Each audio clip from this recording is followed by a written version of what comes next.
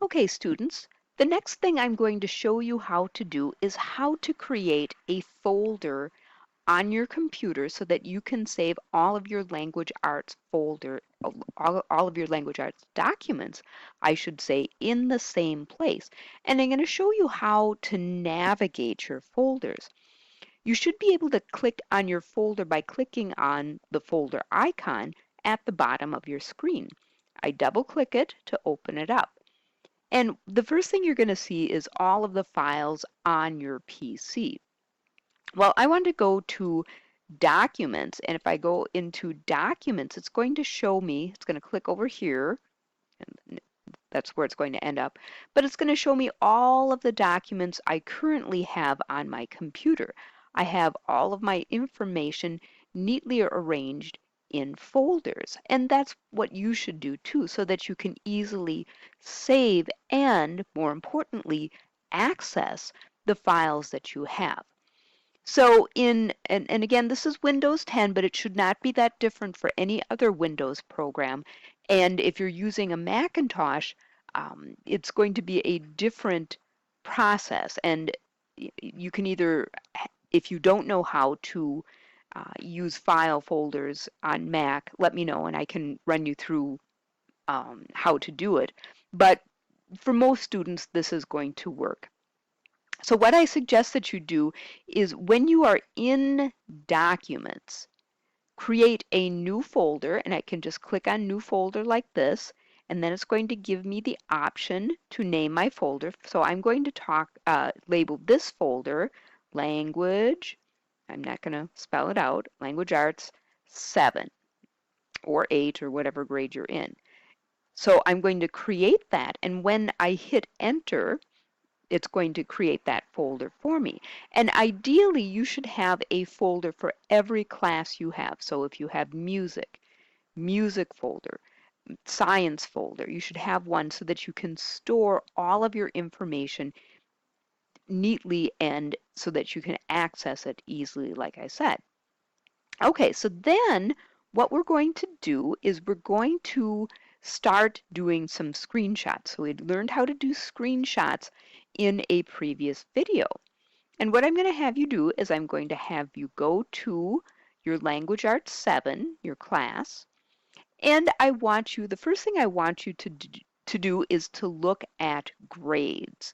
So, you're going to be getting grades throughout the school year, and, it's going to show up right on your tile. So if you go out here, and I'll have to switch back to um, my student, looking at it as a student, but when you have your tiles up like this, and of course all I have is language arts, but you're going to have math, you're going to have science, you're going to have music or whatever elective you have.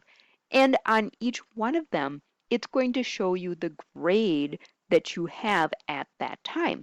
So let's say you're getting a B minus in language arts and you're thinking, I should really have an A. I wonder what my grade breakdown is. So I'm going to go to, let me just pull this over here. So I'm going to go to my classes, and I have to switch it back to viewing as a student because I want you to see the way, you should see it. And if you click on the Grades tab, it's going to show you the grades you got for the assignments. So right now I don't have any assignments as like you're not going to be doing Unit 1.8 Part 2 here. You're not going to do any of the Part 2s.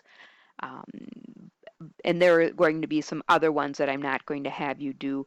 But for now, everything is showing up. So what I want you to do right now is to take a screenshot of this. So I'm just going to go into my print screen, and it took a shot. You will have seen that. And then it's going to automatically save in my pictures, so my screenshots. So there's screenshot number 3. But what I want to do is I want to put it in that newly created document that I made, Language Arts 7. So, they made this a lot easier than well, when I was your age, I didn't have computers. Yes, I'm that old. But even when I was starting to learn computers. So they've made this a lot easier. So all I have to do is take that screenshot and drag it to my new folder. So then when I click on my new folder, that screenshot is right there. So you can just drag your files very, very easily all over the place so that you can have that information and right where you want it. Okay, so now I'm going to go back and I want to go into content. And the next thing you're going to see in this lesson is the first Dropbox activity. So I'm going to click on my first Dropbox activity, and it's going to take a little bit to come up. And again, I don't know if it's because the computer is slow or the program is slow. I'm thinking it's my computer. Okay, so what I want to do is I want to drop that screenshot in. And we're doing this for two reasons. Number one, I want to make sure you're actually doing this and I'm not just talking to myself. And number two, I want you to know how to do this. So what I'm going to do is I'm going to upload,